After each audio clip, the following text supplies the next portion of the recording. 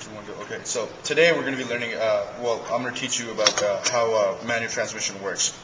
Now, there's 3 basic shafts into manual transmission. This is the input shaft right here. This part is connected to the clutch, where the clutch will get the power from the flywheel and the engine, and it'll make the transmission move. This right here is the output shaft. Now this is connected to either your axle shaft or your drive shaft, depending on what setup you got. And this shaft right here is your counter shaft. Now this is where it's the weights and the ratios all change, etc. So we start with this one right here. You got 3 yokes here. They're supposed to be aligned. You'd have a setup like this. Now your gearbox would be sitting here. On top of this, and you have your shifter here. Now this transmission is in neutral right now. So in neutral, your gear stick is going to be able to move side to side, and it's going to be able to move forward and backwards, etc.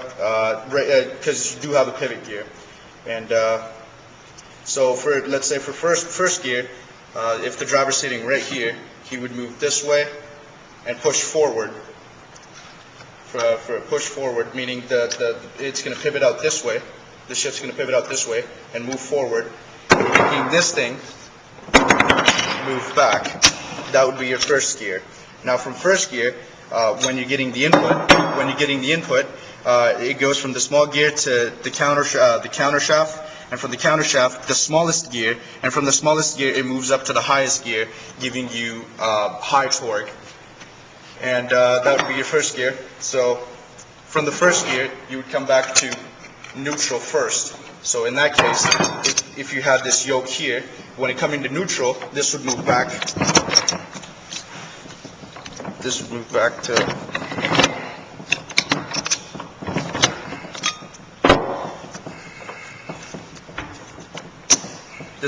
to neutral.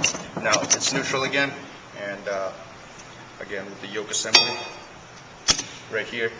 With the second gear, it would still swing this side, and you would push back for second, making this go forward, and this would slide up to right there. That would be your second gear.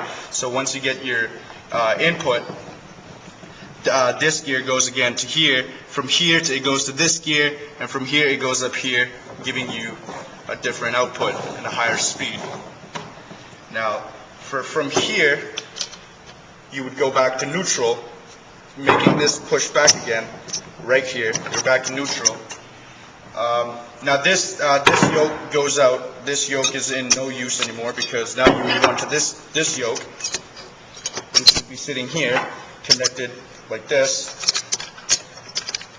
Now you come back to the middle. The pivot would turn into the center, and then for a third gear, you would push forward, making this come back like that, and the gear would change, the speed would change, etc. The input coming from in here, back here, from here to up here, the counter shaft having the higher gear, etc. And then from here, again, it's from the shift sitting right here, you would push back, making this move forward like that.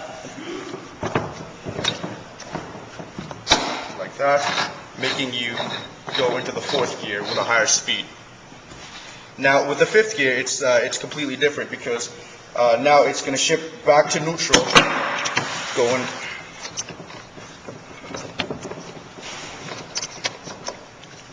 It's going to slide back.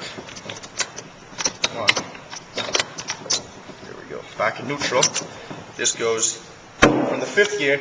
The gear is going to slide to the side, having connected to this yoke, the 3rd yoke, and for the 5th gear, you would move up, pushing this back, engaging this gear.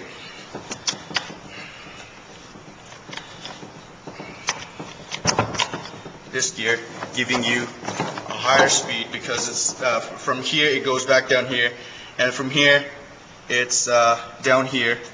And then from here, it's back up here, making it 1-to-1 ratio, giving you, well, at least close to 1-to-1 ratio, giving you a very high output again. Now from here you would go into reverse. Reverse would be the same thing. From here you would go back to the normal side, which would be neutral again, and that would be,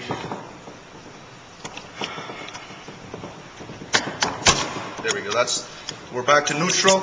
And now for reverse gear, you would push, or you would bring the stick back. You would bring the shifting stick back, pushing that gear down there, as you can see, that gear down there, pushing this gear like that. Now, before I do that, the counter shaft's gear, this gear right here, is not connected to this gear. So as you can see, they're not connected at all. But once you put it into the reverse, that gear will connect to this one, making it shift this way, and the output and the input would be different. So let's say if you were going clockwise from the input shaft,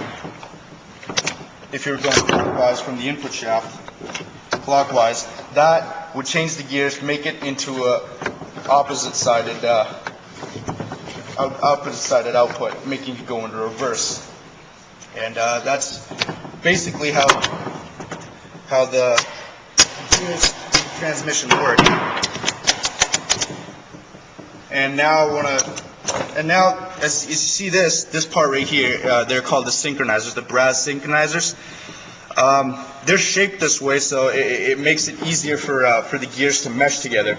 Now, you want that because once you're driving at 60, 70, 80 kilometers an hour on the highway or something, and the reason is because your transmission wouldn't stop moving to actually get the gears to move or something like that. So these synchronizers are there to make the meshing easier, because the shape like that, it would, let's see here, it'd connect like, it'd be spinning like this, and it would connect, and then they would actually go in, and it would work much better.